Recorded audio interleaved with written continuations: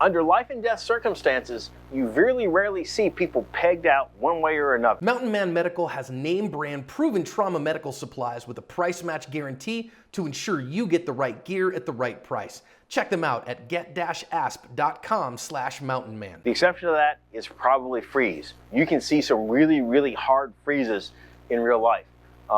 As an aside, I think one of the more interesting freezes I ever heard of, William talked about this. There's two cops in New Orleans walking up to a house on a domestic call. There is a FTO and an officer, and as they're walking up to the house, somebody steps out with a long gun.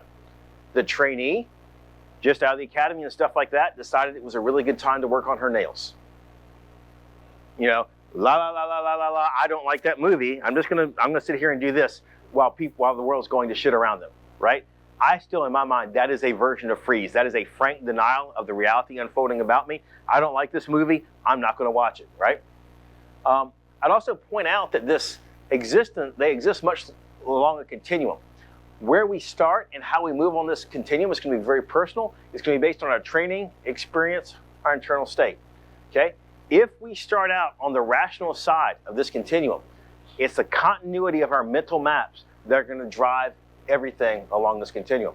So when I say continuum, this is what I'm talking about, okay?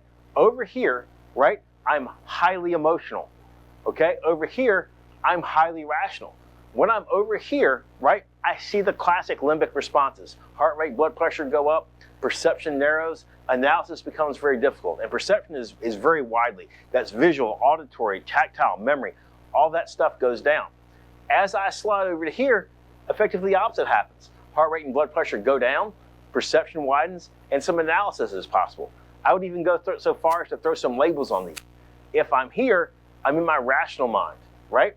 Over here is much more the realm of secondary emotions. Here, this is primary emotions. Fight, flight, freeze posture is kind of where this stuff is, right? So, I talk about this as highly personal. Unless you've been in a couple of gunfights, the most you can hope for is to kind of start out over here. I would point out, there are some people who start here and stay here, right? High-end military operators are an example of this. My best example of this is, who was Eric Hartmann? German fighter pilot. How many aerial kills did Hartmann have? I had 354, right? That we argue. So the reason I remember 354 is it's the English equivalent of 9mm. I can remember 354, right? What? I'm the only one who knows this stuff? But, you know, he was fascinating. Everybody talks about Boyd's OODA loop. He had the first decision loop. You know, again, Hartmann didn't just have kills on the Russians. He actually flew in the Western and had kills on the Western front as well against British and American pilots. But Hartmann would go up on patrol, and he'd see the enemy. He'd ask himself, do I have a favorable attack? If he had a favorable attack, what did he do? Attack. If he didn't have a favorable attack, what did he do? Go get coffee. Okay? Because guess what? If he goes up on morning patrol, guess where he was going to be in the afternoon?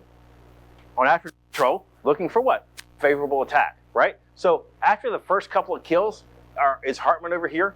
Are our very high-end, the Delta guys, the elite military performers, are they over here? Yeah, they are. It's possible to be here, but it's going to take a special person and a bunch of training to get there, but it's not impossible. So, I'm going to tell you a story of two officers. I've got Officer A. Officer A is an inexperienced police officer. They don't maintain good shape. They don't like guns or shooting. They only shoot when they're ordered to, and for that department, it's what? Once a year? What kind of targets? B-27s, Transtars, billboard-sized targets. Under what kind of time frames? Might as well use a sundial to time them, right? When they do shoot, they barely pass each time. They don't have any honest expectation they do well in a gunfight. And when they go out on patrol, they're not looking for trouble. I know this is weird, right? And there was a time in this country where proactive law enforcement was engaged in, right? Okay. Nowadays, nobody wants to do proactive law enforcement. Back in the day, you had guys that would go over and kick over rocks and look for snakes. And you had guys who the sergeant says, I have to have 5 self-initiated field activities a day. I need to get my 5th traffic stop so I can go eat IHOP with the guys and just be done with this shit for the day, right? That's where this guy is. On the other hand, I got Officer B, more experienced police officer. They're in shape. They actually like guns and shooting. My God, they shoot on their own time, and they're a reasonably competent shot. Okay, when they shoot the qualification, they're not worried about passing the qualification. What are they worried about? Cleaning it, right? They have an expectation that they develop that they'll do well in a fight. They aren't expecting miracles from pistol bullets because they understand how pathetic they are. They've read, they've on some of their own, they've paid attention. They've gone to a wonderful class where they talk about stress effects. They're aware of what they're going to be. And when this person goes out on patrol, they're looking for trouble. Officer A and Officer B make a traffic stop, and as they're approaching, the driver suddenly produces a handgun, right? So A, is making a traffic stop and walking up on the car a largely rational act? Yeah. So Officer A sees the gun, takes a moment to register what though?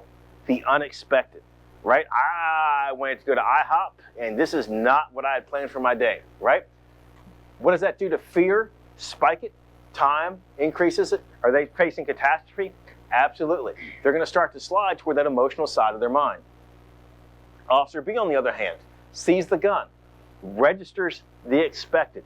They knew that some asshole was going to try to kill them. They just didn't know it was going to be today, right? They have something in a mental map that kind of matches this. Now, having somebody point a gun at you is not going to have no effect, but they're already not going to be driven over as far on that side of the emotional mind. Officer A starts to frantically claw their gun out of the holster. They foul the draw. What does that do to time pressure? Up. Catastrophic events? Yep. Map mismatch. Is this the way they thought their day was going to go? Absolutely not. Again, getting pushed more and more emotional, right? Officer B sidesteps, completes a nice draw. Now, what does that do for time pressure? I'd say it's a wash. It's not great. It's not bad. Catastrophe is probably about even. But the important part is the map is still working for them, right? I'd say he stays about right where he is. At this point, the suspect gun discharges at Officer A. Is that going to spike catastrophe, spike time pressure, and spike map mismatch? Absolutely. Driven more to the emotional side of the brain. Okay? Suspect gun discharges at Officer B, right? Is that going to increase catastrophe, increase time pressure, right? It's not going to mess with the map mismatch because Officer B knew some jackass might try to shoot at him. But it's going to, again, push him toward the emotional side. All right? The gun finally fills the hand of Officer A. Has everybody been that? It's like, thank God, it's coming up. It's good, right? That's going to decrease time pressure and decrease map mismatch. So again, slides more toward the rational side.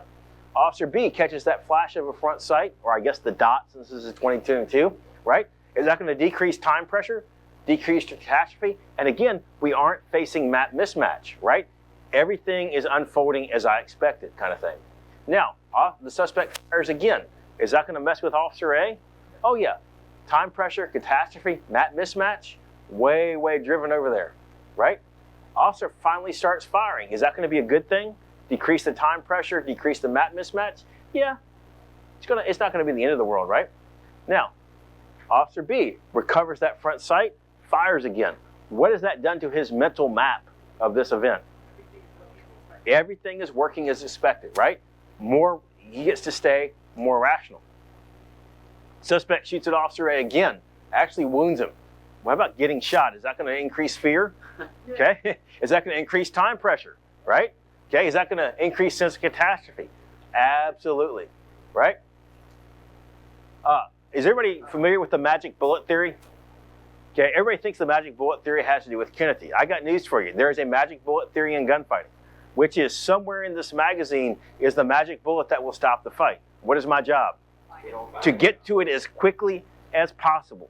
Does that ever really work well for us? No, it doesn't, right? So let me ask you this. Which of those two officers, A or B, is actually going to get hits on the bad guy? B, okay? Who would actually be able to complete a failure drill if a couple of body shots didn't work? Okay? Who would actually have better recall of the events post-event? B. Okay, who do you want to be?